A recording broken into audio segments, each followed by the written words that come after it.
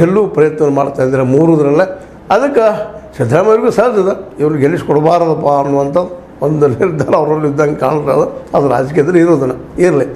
ಈಗ ಸಿದ್ದರಾಮಯ್ಯನವರು ಏನು ಪ್ರಶ್ನೆ ಮಾಡ್ತಾ ಇದ್ದಾರೆ ಅಂದರೆ, ಮಂಡ್ಯದಲ್ಲಿ ಸ್ವತಃ ಮುಖ್ಯಮಂತ್ರಿ ಇದ್ದಾಗ ಗೆಲ್ಲಿಸ್ಕೊಳ್ಳಿಕ್ಕೆ ಆಗಲಿಲ್ಲ ತಮ್ಮ ಮಗನ ನಿಖಿಲ್ ಅವರನ್ನು, ಈಗ ತಾವು ಗೆಲ್ತಾರಾ ಅನ್ನುವಂಥ ಒಂದು ಪ್ರಶ್ನೆ ಮಾಡ್ತಾ ಇದ್ದಾರೆ. ಹಿಂಗೆ ಮಾತಾಡ್ತಾ ಅಡ್ಡಾಡ್ತಾ ಇದ್ದಾರೆ ಅಂತ ದೇವೇಗೌಡರು ಹೇಳ್ತಾ ಇದ್ದಾರೆ.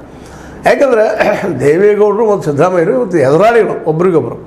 ಯಾಕಂದರೆ ಇವತ್ತು ಸಿದ್ದರಾಮಯ್ಯನ ರಾಜಕೀಯವನ್ನು ಹನನ ಮಾಡಬೇಕು, ಈ ಎಲೆಕ್ಷನ್ದೊಳಗೆ ಅವ್ರನ್ನ ಪೂರ್ತಿಯಾಗಿ ದಂಡಿಗೆ ಹಚ್ಚಬೇಕು ಅನ್ನೋ ಸಿದ್ಧಾಂತದ ನೆಲೆಗಟ್ಟಿಲ್ಲ. ಅವರು ಇವತ್ತು ಒಂದು ಏನಪ್ಪ ಅಂತ ಸಿದ್ಧಾಂತನ ಬಿಟ್ಟು ಈ ಒಂದು BJP ಹೊಂದಾಣಿಕೆ ಮಾಡ್ಕೊಂಡಾರ ಅಂದರೂ ಅಡ್ಡಿ ಇಲ್ಲ. ಯಾಕಂದರೆ ಅವ್ರಿಗೀಗ ಮತ್ತು ಅವ್ರು ಹೇಳ್ತಾರೆ ಮೇಲಿಂದಲ್ಲ ದೇವೇಗೌಡರು, ಇಲ್ಲ ನಾ BJP ಕಡೆ ಜಾರೋದಕ್ಕೆ ಈ ಸಿದ್ದರಾಮಯ್ಯರ ಕಾರಣ, ಅದಕ್ಕೆ ನಾವು ಅದೇ ಒಂದು ಅಸ್ತ್ರ ಹಿಡ್ಕೊಂಡು ಅದೇ ಒಂದು ಶಸ್ತ್ರ ಹಿಡ್ಕೊಂಡು ಇವಾಗ ಸಿದ್ದರಾಮಯ್ಯನ ಮನೆಗೆ ಕಳಿಸೋಂಥ ಪ್ರಯತ್ನ ಮಾಡ್ತೀವಿ, ಚುನಾವಣೆ ಆದ ಮರು ಪಕ್ಷ ಉಳಿದ್ರೆ ಹೇಳ್ತೀನಿ ನಾನು ಅನ್ನುವಂಥ ಮಾತಾಡ್ತಿದ್ದಾರೆ. ಅಲ್ಲಲ್ಲಿ ಅವರು JDS ಅವ್ರು ಹೇಳ್ತಾ ಇದ್ದಾರೆ, ಅದರಲ್ಲೂ ಕುಮಾರಸ್ವಾಮಿಗಳಂತ ಜೋರ್ದಾರಾಗಿ ಅಟ್ಯಾಕ್ ಮಾಡ್ತಾ ಇದ್ದಾರೆ ಕಾಂಗ್ರೆಸ್ ಮೇಲೆ.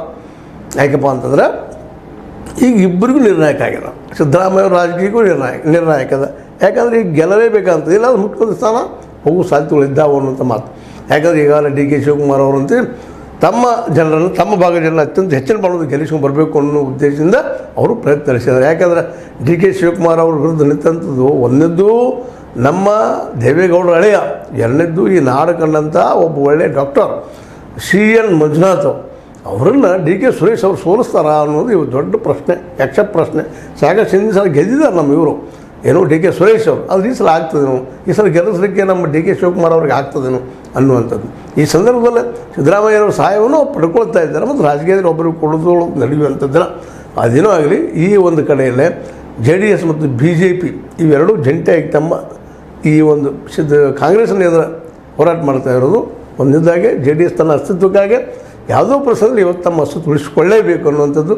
ಮತ್ತು ಈಗಾಗಲೇ ಏನಾಗಿಬಿಟ್ಟದಪ್ಪ ಅಂತಂದ್ರೆ, ಇವರೇನು ಸೆಕ್ಯುಲರ್ ಹೇಳ್ಕೊಡ್ತಾಯಿದ್ರು, ಇಲ್ಲಿ ಒಂದಿಷ್ಟು ಮುಸ್ಲಿಂ ನಾಯಕರು ಅಥವಾ ಮುಸ್ಲಿಂ ಜನ ಇವ್ರ ಮೇಲೆ ವಿಶ್ವಾಸ ಇಟ್ಟು ಮತ ಹಾಕ್ತಾಯಿದ್ರು. ಇವತ್ತು ಅವ್ರು ಪೂರ್ತಿ ದಂಡಿಗೆ ಸರಿದು ಬಿಟ್ಟಂಗೆ ಆಗಿಬಿಟ್ಟದ. ಹೀಗಾಗಿ ಅನಿವಾರ್ಯವಾಗಿ ಇವತ್ತೇನಪ್ಪ ಅಂತಂದ್ರೆ ದೇವೇಗೌಡರಿಗೆ ತಮ್ಮ ಜಾತಿ ನೆಲೆಗಟ್ಟಿನಲ್ಲೇ ಮತ್ತು ಧರ್ಮದ ನೆಲೆಗಟ್ಟಿನಲ್ಲೇ ಸಪ್ರೇಟಾಗಿ ಸಿದ್ದರಾಮಯ್ಯರು ವಿರೋಧ ಮಾಡ್ತಾಯಿದ್ದಾರೆ.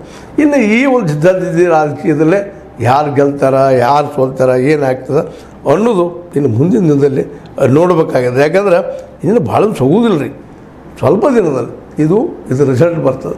ಮತ್ತು ಈ ಎಲ್ಲ ಡಿಪೆಂಡ್, ಒಮ್ಮೆ ಅವ್ರು ಇವ್ರಿಗೆ ಟಾಂಗ್ ಮಾಡಿದ್ದು, ಇವ್ರು ಅವ್ರಿಗೆ ಟಾಂಗ್ ಮಾಡಿದ್ದು. ಮತ್ತು ಅದು ಇದೇ ಕಾಲಕ್ಕೆ ನಮ್ಮ ದೇವೇಗೌಡರು ನೆನಪಿಸ್ಕೊಳ್ತಾರೆ, ನಾನು ತುಮಕೂರದಲ್ಲಿ ನಿಲ್ಲಿಸಿ ನಾನು ಸೋಲಿಸಿದ್ರಪ್ಪ 2019 ಇದು ಕಾರಣೀಭೂತ ಸಿದ್ದರಾಮಯ್ಯನ ಅನ್ನುವಂಥ ಆರೋಪ ಮಾಡ್ತಾ ಇದ್ದಾರೆ. ಇಲ್ಲಿ ಆರೋಪ ಪ್ರತ್ಯಾರೋಪ ಸಾಮಾನ್ಯ, ಇದೇ ರೀತಿ ಇವರು ಪ್ರತ್ಯಾರೋಪ ಮಾಡ್ತಾ ಇದ್ದಾರೆ. ಹೀಗಾಗಿ ಒಂದು ರೀತಿ ಮೈಸೂರು ಭಾಗದಲ್ಲೇ, ಮೈಸೂರು ಏರಿಯಾದಲ್ಲೇ ಈ ಇಬ್ಬರ ಗುರು ಶಿಷ್ಯರ ಒಂದು ಏನು ಕಾದಾಟದ ಇದು ಯಾರು ಪಡಿಬೋದು ಅನ್ನೋದನ್ನು ನಾವು ಇವತ್ತು ನೋಡಬೇಕಾಗಿದೆ, ನೋಡೋದು ಅನಿವಾರ್ಯ ಅದ.